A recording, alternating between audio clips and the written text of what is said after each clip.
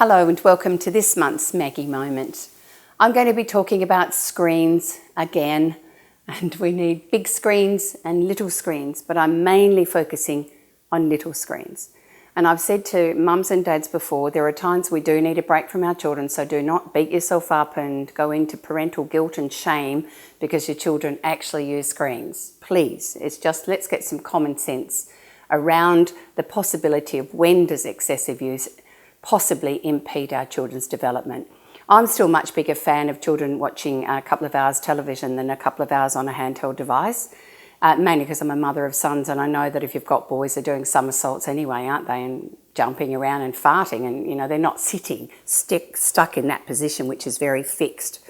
So the concerns again are simply that what children need to be doing in the first 5 or 6 years of life is what they've always done, developing all of their senses by using as much movement and freedom of movement and play, unstructured and organised, to become the best expression of themselves.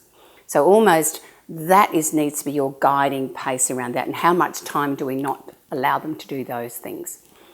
Secondly, that the handheld devices again are distractors and are highly stimulating on the brain. So what they're also doing is wiring our children for instant entertainment, which means that they can have difficulty later staying focused on things that might not be as exciting as what they were doing.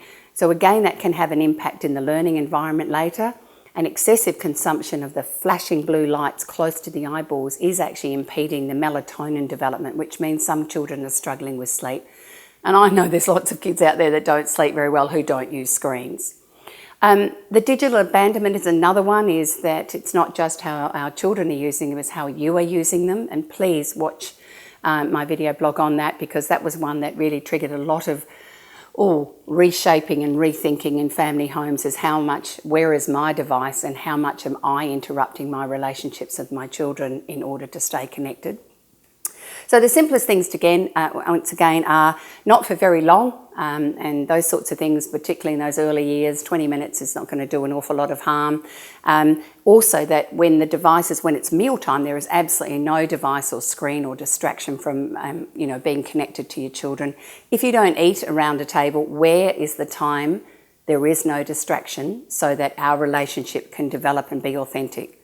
The number one thing that our children are developing is how to be a human in relationships, and screens get in the way. The next one is interact and do things with them. So once again, use them in formats where the two of you are exploring something. If they've found some interesting bug outside and want to know what it is, great opportunity to go and search and do all those sorts of things. So when we're engaged with them, it diminishes the harm potential of them.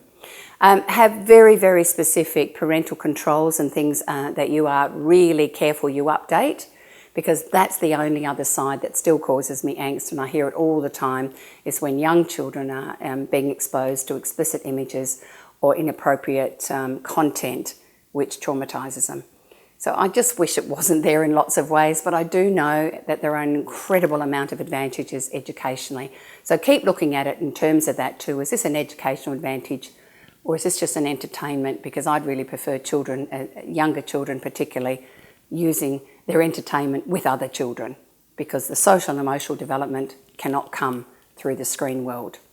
If you're looking for some more guidance, my absolute favourite go-to person is Dr. Kristy Goodwin and her beautiful book and her website, and she will give you ideas on each stage of your child's growth, and she's fabulous. So I hope that's given you just a few reminders again about how to keep it in a balanced way. And yes, it is the biggest challenge out there, and yes, it is causing lots of drama in lots of homes. You're not alone. However, common sense must prevail to keep our children safe. So that's all for today. Pause. And if you'd like to share this, or you've got any other ideas that you might like to be able to add around what works in your home, please share them, because this is what we want. We want good information going out to everybody, so that we all can make choices that can help our children shine. And that's all for today.